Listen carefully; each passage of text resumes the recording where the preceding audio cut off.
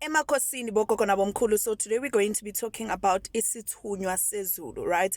That's one of the Isithunywas that people get, of which I have that Isithunywa as well.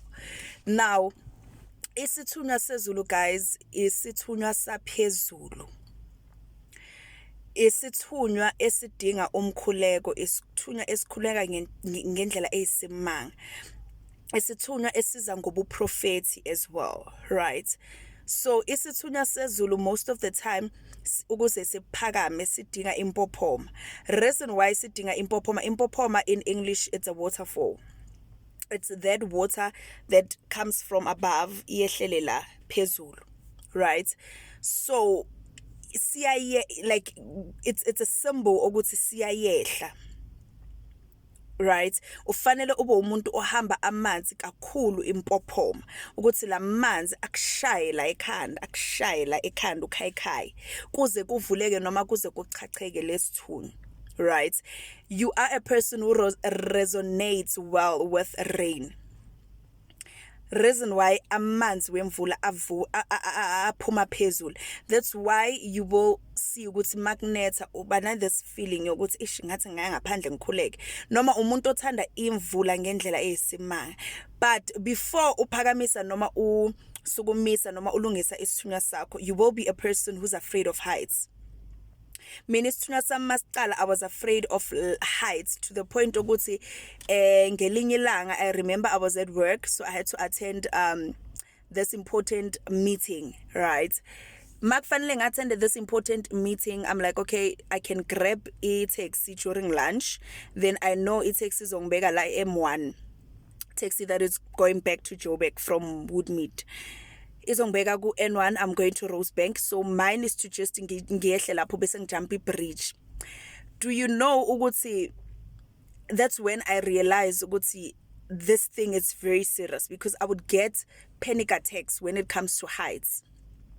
Taxi yangehlisa, makufanele ngijumpe le bridge, ngiwokhela kancane, mangibona le moto engaphansi zindlula, mina I'm on top of the bridge. Bra, umzimba wami wabambeka, my legs locked, umzimba wami, my heart beats fast, ngathi ngiphelelwa umoya, ngathi ngiyafa, ngajuluka.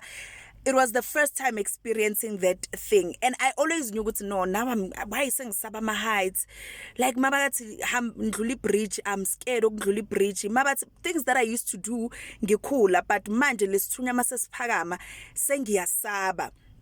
And I remember I had it taxi enye yandlula after a long time, indlula ku that bridge, ngakhomba, right? Ngakhomba phansi ukuthi okay local.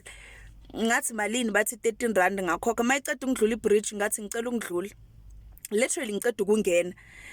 Then everybody wangimangalela ukuthi hayibo udriver wathi hayibo sisuzela ukuzodlala, wangishouta like thinking ukuthi I'm pranking them or it's a joke.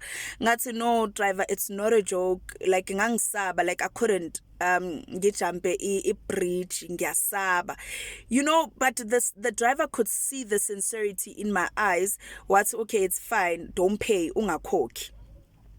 So ngaba umuntu osaba ama heights ngendlela eyisimanga, to the point ukuthi nanoma senginemoto mangidriver endleleni noma on roads that are on top kunemoto endlula ngaphansi, ngiyasaba, ngifila ngathi ngizoluza icontrol, imoto iwele, you know. So before you fix it, then you encounter such problems.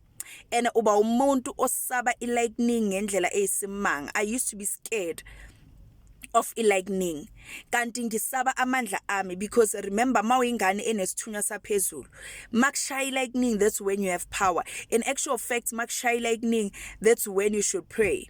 Imikhuleko yakho iyazwakala. Yabona makushaya lightning ukhuleke ujule, cele yonke into efunayo, ukhiphe into esenhlizweni yakho, child.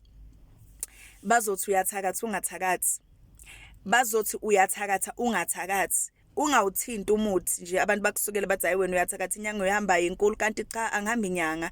Mina okwami ukuthi ngikhuleke, okwami ukuthi ngijule, right?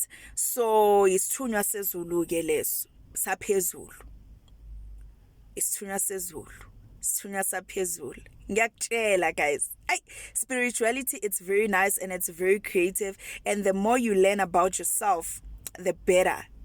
the better you accept who you are, the better you accept ukuthi wena uphathisweni, the world will be a better place, because you don't need to compete with anyone. You don't need to prove anything to anyone. Just do you, boo, and you will see. Emakhosini bayede, ngiyabonga.